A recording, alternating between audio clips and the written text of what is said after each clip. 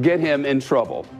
The special counsel Robert Mueller, new today, is reportedly examining certain tweets in his obstruction investigation. Plus, the Michael Cohen Trump tapes. They're apparently about more than the president, and payoff, and a playmate. The president's former fixer may have more than 100 recordings, it is now reported. And now we're waiting to find out what they reveal. And the Trump Organization's finance chief, whose name came up in the first leaked recording, has reportedly just been subpoenaed. Meantime, in Washington, an act of political theater is about to take a 6-week intermission. Some Republicans made a move to impeach Rod Rosenstein, who oversees the Mueller investigation. Lawmakers are leaving town, and it has no chance of being voted upon. So what's the real goal? And why does the president continually attack the messenger? And why was a reporter removed or disinvited from an event at the White House yesterday? A reporter who represented not only her network, but all of our networks. And what should we, the people, do about it? Let's get to it. Now, Shepard Smith reporting live from the Fox News deck. Good afternoon. A triple threat for President Trump. His former fixer may have more recordings. The Washington Post reports it does. His top money man has gotten a subpoena, or is getting one. And the president's tweets now reportedly going under the Mueller microscope. We'll get to all of that. The tweets first, and word today they could become evidence against him in special counsel Robert Mueller's investigation of obstruction of justice and otherwise.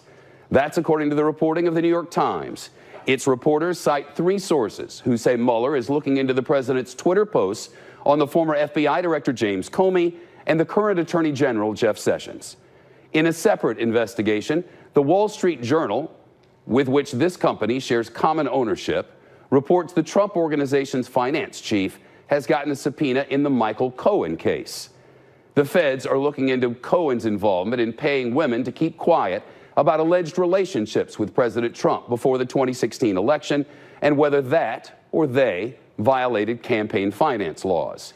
Mr. Cohen mentioned that the Trump Organization finance chief, Allen Weisselberg, in the recording that we played here yesterday, the one of President Trump and his former fixer discussing what appears to be a payment involving a former Playboy playmate's claim of an affair with the president. President Trump denies there was a relationship. The president's lawyer says the payment never happened. Here's part of the recording from CNN. We need to open up a company for the transfer of all of that info regarding our friend David, so that I'm going to do that right away. I've actually come up and I've spoken to Allen Weisselberg about how to set the whole thing up with funding. Yes. And it's all the stuff. We're also learning more about the conversation Michael Cohen recorded about his dealings with President Trump. Meantime, a live look at Granite City, Illinois, outside St. Louis. President Trump is expected to speak in this news hour. We'll see if he has anything to say about the news at hand. Rick Leventhal begins our coverage live at our New York City newsroom. Rick? And Shepard, I called Michael Cohen this morning, but didn't get the chance to ask him about any of this. He was whispering, said he was in a meeting with his lawyer and would call me back, but he hasn't yet. His attorney, Lanny Davis, told the Washington Post that Cohen had the habit of using his phone to record conversations instead of taking notes, claiming he never intended to make use of the recordings and certainly didn't intend to be deceptive. The government, as you mentioned, now reviewing more than 100 recordings in all. Davis says Cohen is suffering for telling the truth and sees himself as alone against the president, his new attorney, Rudy Giuliani, and the whole administration. But the Wall Street Journal reports that Cohen's recordings include a 2-hour conversation with CNN's Chris Cuomo, who specifically asked Cohen if he was recording him, and Cohen reportedly said no, even though he was recording him with an iPhone in a desk drawer. The Journal also reports Cohen told Cuomo he alone handled the payment to porn actress Stormy Daniels, saying, quote, "I did it on my own." Giuliani told Fox News the president didn't originally know about that payment, but did later pay Cohen back. Meanwhile, there's a lot of speculation that the release of the recording might anger the U.S. Attorney's Office here in New York and could hurt Cohen's chances of securing a plea deal, Shep.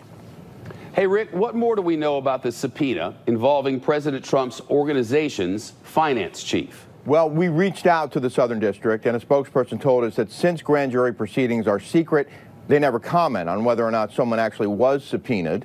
So we don't know for sure, but the Wall Street Journal is reporting Alan Weisselberg, the chief financial officer of the Trump Organization, has been subpoenaed to testify in front of the federal grand jury in the criminal probe of Michael Cohen. Weisselberg has been described as the most senior person in that organization who's not a Trump, handling his finances for decades. The Journal reports Weisselberg didn't know about the Stormy Daniels payment, but agreed to pay Cohen a $35,000 monthly retainer in 2016 after Cohen provided records showing expenditures made on behalf of Mr. Trump. The Journal reports that Weisselberg is considered a witness, and it isn't clear if he's already answered questions or when he might appear before that grand jury, Shep. Rick Leventhal, thank you. A.B. Stoddard is with us, associate editor and columnist at Real Clear Politics, and friend of the program, I might add. Hello. Hi, Shep. Your thoughts? Well, the news about Mr. Weisselberg, who is an incredibly pivotal figure in the life and business dealings of Donald Trump, makes the allies of President Trump a little nervous because beyond hush payments to adult film stars, the concern has always been that the Mueller probe or the probe of the Southern District of New York could get into the financial dealings of the Trump Organization and potential financial crimes. And that's why we saw President Trump say emphatically a year ago to the New York Times that it would be a red line for Mueller to go into his business dealings. It has to remain the probe on Russia, whether or not there was collusion with the campaign and meddling by the Russian Federation and the Russian government, but that he does not think it's permissible, appropriate for the special counsel to look into his business. And so the idea that both Michael Cohen is being investigated and that part of that he could be talking, the feds could be talking, or in New York too, investigators could be talking to Alan Weisselberg is really a new front in how much exposure Trump's former business dealings could have. The president has indicated his business dealings were a red line. Yeah. He does not want any investigation to go beyond the question of whether or not the Russian government interfered in our election and or if they can prove possible collusion with anyone on his campaign. And as you know, he continues to say there was no collusion. But he did tell the New York Times that a year ago this summer that that would be a red line, that he doesn't think that any of his business dealings, if found in what is a broad mandate of the special counsel on their hunt for evidence of collusion or Russian interference, if they come across anything that could tie Trump to the Russian oligarchs or anyone in that investigation through his past financial dealings, President Trump has said that that's not appropriate. And that's made people in the Congress concerned that if it ventures into that area, they might want to stop the probe by firing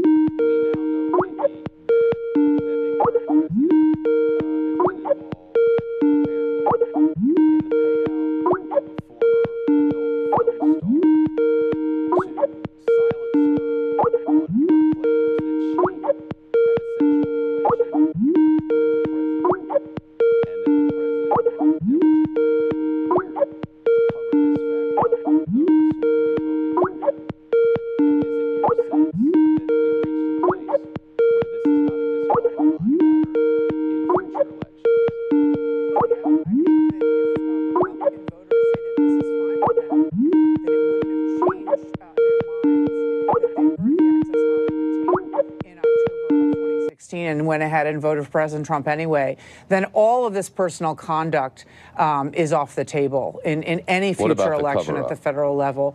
That's going to be up to the lawyers, right? I mean, if they broke any laws and these payoffs were deemed in-kind contributions because they were trying to get rid of people whose stories were political liabilities for Donald Trump, then in the campaign for the presidency, there's some laws about that, campaign finance laws, and that might end up being a problem for the president and or Michael Cohen.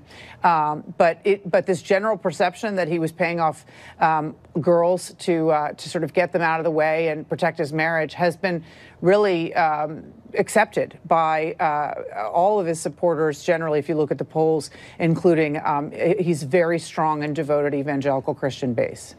A.B. Stoddard, thank you, ma'am. Nice to see you. Thanks, Shep.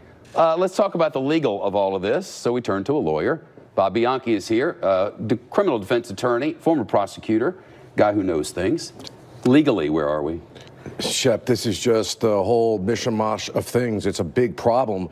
The two most important people in your organization are your attorney and your accountant. They know where all the bodies are buried, and the federal government is in on each of them. They've got Cohen out on an island all by himself, and eventually they're going to get to him once they speak to the accountant, in my opinion. And this investigation isn't from the Southern District, isn't just about President Trump. It's also about other people who may have conspired to have done financial crimes as well, bank fraud, campaign finance fraud. So the idea that there's a bright line, maybe with respect to Mueller's investigation, but not the Southern District's investigation. And last point, Shep, if they try to interfere with that in any way, expect another obstruction investigation to open up. Are we largely here talking, in a word, are we largely here talking about campaign finance laws? I think we're talking about campaign finance law, wire fraud, as well as bank fraud and obstruction charges. How could something like that end? If, you know, I figure everybody, whether you're all about this president or concerned about this president or something else, there's some degree of curiosity about how this might end. You know, if any of these things are true, then what?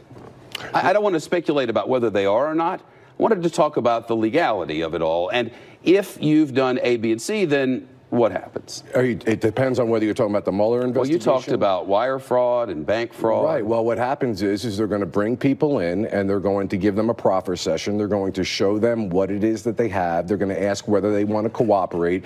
And of course, you can only cooperate if you can move up the chain of command. And there are multiple people in my mind. We spoke about this before, Shep. You have Jared Kushner here. You have the Trump children that are here, and you have the associates as well as the president of himself. Well, right now what we have is Michael Cohen. Michael Cohen is given every indication that he's here to fight now. He says he's not going to tell the truth now. But the release of this tape, did that make him, as I've seen discussed so often, a less perfect witness, or even disqualify him as a witness? Or how do you see this revelation? It tells me two things. One, he is not on Team USA right now, and they're not really even in basic negotiations because... What does that mean? Well, what it means is he hasn't spoken to the feds, and the feds haven't really spoken to the attorney, because they would never, under any circumstance, and Michael Cohen being a lawyer would know this, go out publicly if they were cooperating or intending on cooperating. So why this was done, I don't know, because I don't think it made anybody... Well, if you hire Lanny Davis, you hire Lanny Davis because you want to have somebody out there fighting for you on television, kind of like the president hired Rudy Giuliani. If he hired him, whatever, he's his lawyer, he says. So you don't hire Lanny Davis to do quiet negotiating behind the scenes. Lanny Davis is a TV guy. I think, honestly, Shep, it just came down to this, because I've thought about this over and over again in my mind.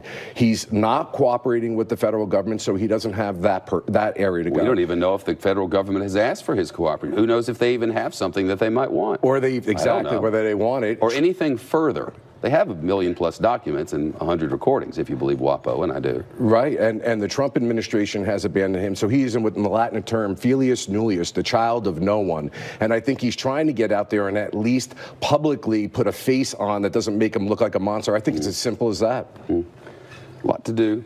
Thank you.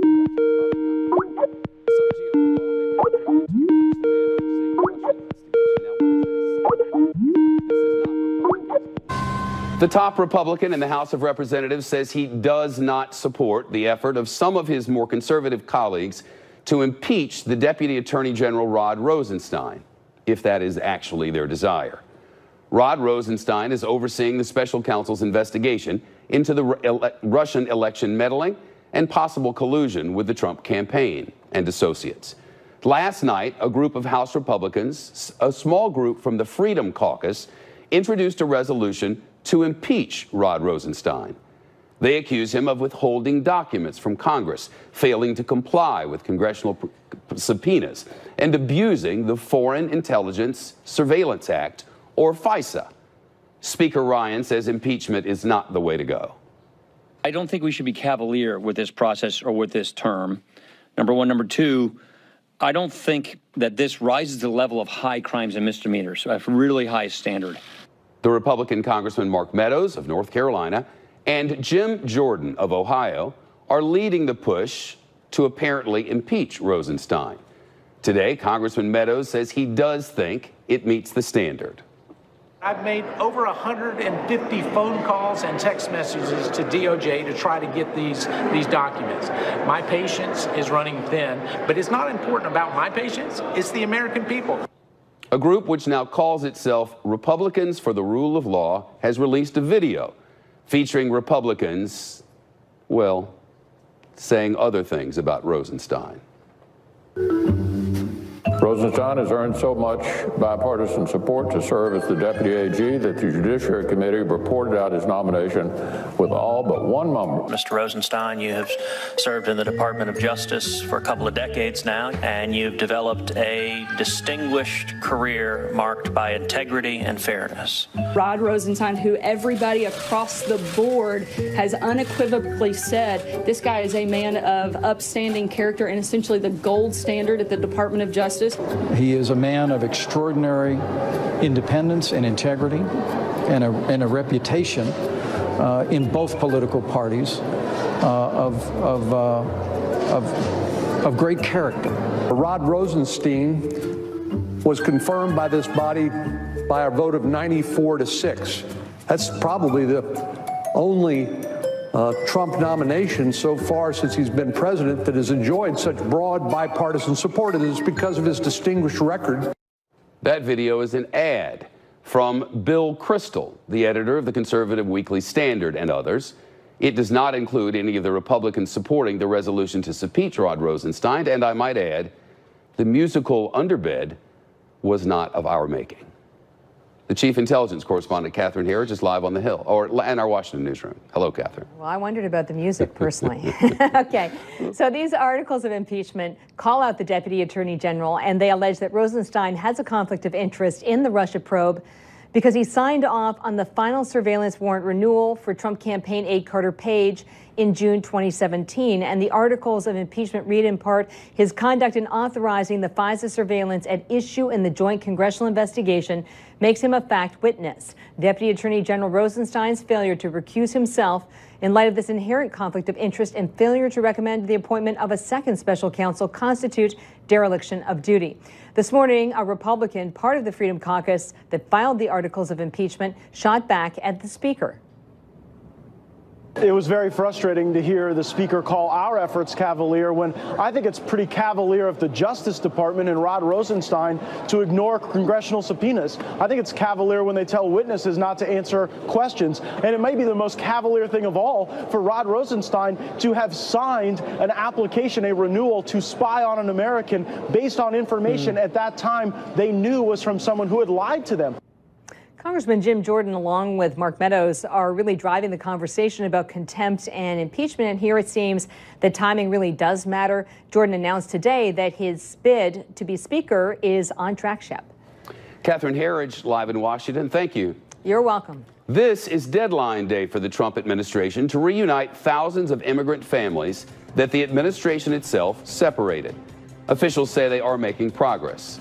But rights activists observe today is the deadline for the Trump administration to reunite the immigrant children and parents that it separated at the border. The deadline from a federal judge in the state of California.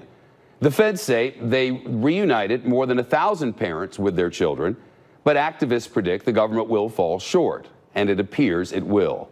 A big reason, as we've reported here, the feds say they may have deported hundreds of parents without their children.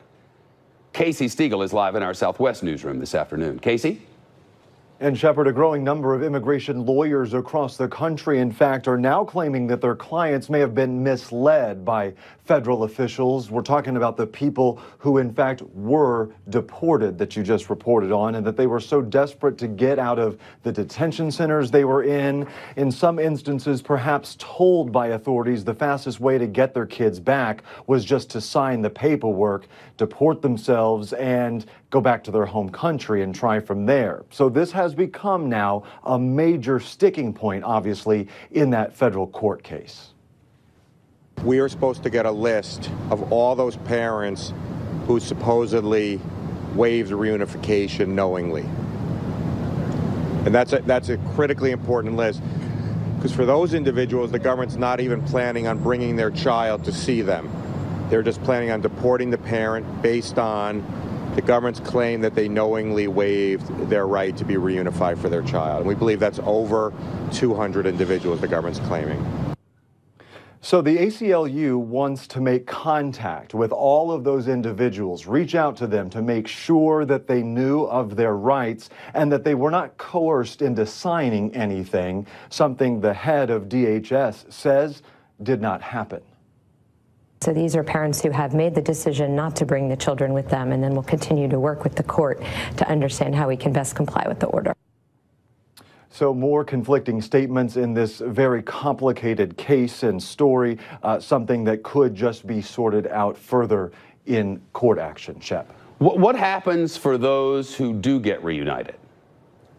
Well, many of those parents are facing deportation themselves. You have to keep that in mind. So the same federal judge is also trying to decide how quickly the government should be allowed to start deportation proceedings once the reunion is actually carried out. The ACLU wants a 7-day waiting period implemented, giving people time to seek legal counsel and make the proper preparations. However, DOJ lawyers have said in court that 4 days is plenty of time, and that is what they'd like to see.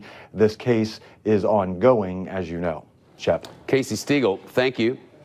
The latest White House reaction after Trump administration officials disinvited a credentialed reporter from covering an open press presidential event.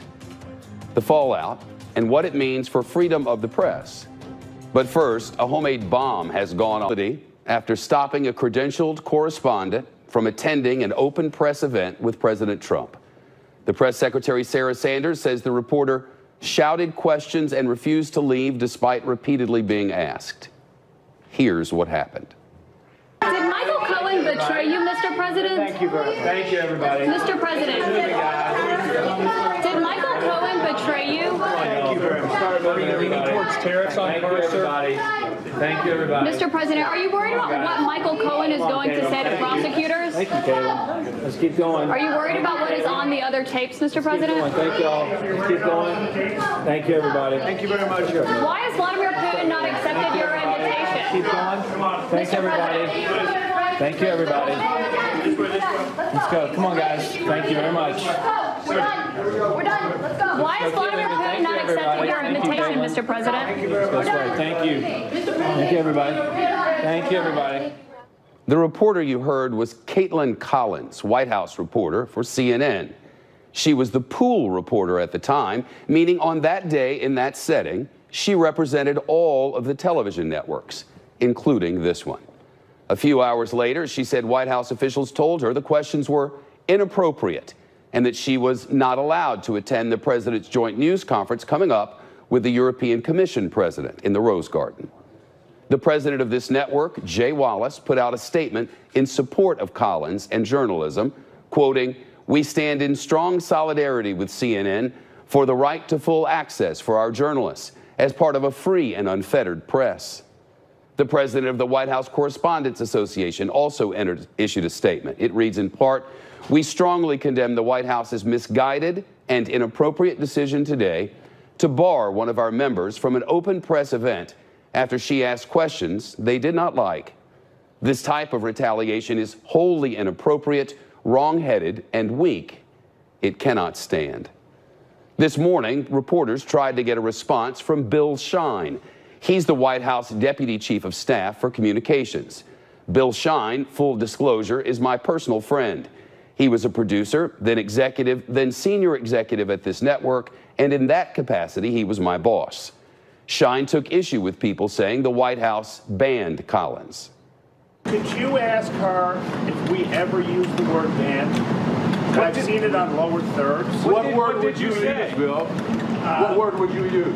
When you ask her if we ever use the word ban, then I will answer that question. You prohibited her? What's the word you would use? You ask her, focus now. You ask her if we ever use the word ban. Why don't you say that later? Focusing, this is a difference without a distinction. Collins reports Shine and the press secretary Sarah Sanders disinvited her from a Rose Garden event. Kellyanne Conway, counselor to the president, whom we don't often quote here, said the whole thing shows the media needs to change its approach. That incident aside, I'm just speaking more broadly, the civility that you all call for sometimes when you're in your broadcast, I think it should start here at the White House and just show a little bit more respect. Civility.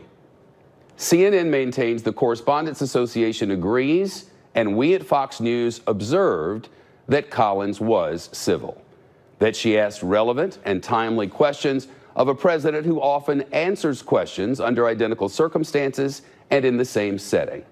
One of our journalists might have done exactly the same. For perspective, just a couple of days ago, President Trump said this to a group of veterans about the news media. Don't believe the crap you see from these people, the fake news. During that same speech, the president told the crowd in attendance, what you're seeing and what you're reading is not what's happening. Of course, President Trump has been calling members of the media fake and dishonest since he announced he was running for office. And in the past few months, the president has adopted a new phrase. They interviewed 10 women on one of the opposing networks, you know, the enemy of the people, I call them. The enemies of the people. I invited Bill Shine and through him Sarah Sanders to appear on this program to offer their perspective on this matter. Shine declined while thanking me for the opportunity. We also invited our colleague Jordan Fabian, White House correspondent for The Hill. We asked him because during a White House briefing last week, this happened. Just to follow up on my second question, Sarah. Sorry, you've asked two. I'm going to move on to Jordan. You told Josh the president has been once again, Hallie, I'm moving on to Jordan. Jordan, go ahead. Sorry, Hallie, go ahead if you want. Thanks, Jordan. You said to actually, Josh, I'm going to take a question from Jordan. Well, actually, he deferred to Hallie Jackson of NBC News. She asked her follow-up question, and Sanders answered it. Jordan's with us live now on the North Lawn. What's your take on what's happening now and how it's different from what we've seen in the past? Well, Shep, I can tell you that, I agree with my colleagues that what happened yesterday with Caitlin Collins is completely unacceptable. The White House doesn't get to handpick the reporters who are here to cover the White House. That's not how it works. That's not how it's ever worked. And I hope in the future this doesn't happen again. Look, I mean, unfortunately, there have been dust-ups in the past. I remember this network was involved with some kind of situation with the Obama administration where it wasn't invited to a series of roundtable interviews. That's right. And you know what happened then, right, Jordan? That's right. Jake Tapper, then of CNN, stepped in to back you guys up and said that we wouldn't really attend that some round of interviews unless Fox News was invited. So in times like this, I think it's good for the press corps to unite and really rally around one another. And I'm seeing that happen again, and I think it's for the best. In that case, it happened after a series of disagreements, I guess. In this case, the reporter for the pool, which is the reporter for all of us, Caitlin Collins, though not on our payroll, was working for us at Fox News and for you at home at that moment, trying to get answers from the president. Caitlin Collins, after reports that she was brought into the office of Bill Shine. Can you tell us your understanding of that event? Well, Shep, I wasn't there for the meeting, but I mean, the fact that this was even a conversation is again not acceptable to any of us in the press corps. The pool is very important, as you were saying. It's for all of us in the news media because there's limited space in the White House to have eyes and ears on what's going on at all times to make sure that we are getting the message from the president or whatever White House official out to the public. And for them to take any step to restrict that is not something that the press is going to stand for. And the background reason on that is that if a president, any president, is allowed to call on those who have seemed friendly to him or acceptable to answers that might fly in the face of fact, having a procedure which includes disallowing those who would ask questions of substance and universal curiosity might be against the will of the people and not for the greater good. Right, and like you said, the president is free to not answer those questions. And yesterday we saw him on 2 occasions not answer questions about Michael Cohen or Russia, and that's totally his prerogative, but it's the press's job to ask those questions, and any reporter in that situation would have asked the same or similar questions to what Caitlin answered. So I think myself and a lot of the colleagues in the press corps, pushed back on the characterization that she was somehow not being civil or not respecting the office of the president. This is something that happens every single day, and in fact, the president often takes the opportunity to answer those questions from us, and he makes news. So this is something that's just part of our job. Jordan Fabian, it's nice to speak with you again. Thank you. You too, Shep. Thanks. For those of you at home, if I may, journalists are not the enemies of the people. It's quite the opposite. Our profession is enshrined in the Constitution, and the Fourth Estate holds the essential job of being your eyes and often ears, and when appropriate, your voice. It's a cornerstone of our republic. Over 22 years at this network, it has been my experience that the journalists of Fox News and Fox Business and those of our colleagues at competitors at CNN and MSNBC, NBC, ABC and CBS, Bloomberg and PBS, the Wall Street Journal, the New York Post, the New York Times, the Washington Post, all of them operate in the public interest. We work to discern what is truth, then to present it to you in context and with perspective. And as your representatives in the people's halls, report to you without fear or favor, while striving to hold those in power to the same standards. This is the foundation of what we do. It's our reason for being, our purpose. Please know this. I acknowledge many thousands of your complaints and protestations, and in doing so, I offer this. Never have I personally misrepresented the truth to you. Our reports are checked, rechecked, and approved at the editorial management level of this network. And in the event I make a mistake, I tell you and correct it in a timely and appropriate manner. As an aside, when the president attacks journalists, we question his motivation and try to discover the underlying reason. For historically, those who regularly and as a matter of pattern attack the messenger, who degrade and belittle the purveyors of truth, and work to diminish the free press, often find the facts displeasing and endeavor to keep you from knowing them. We are on guard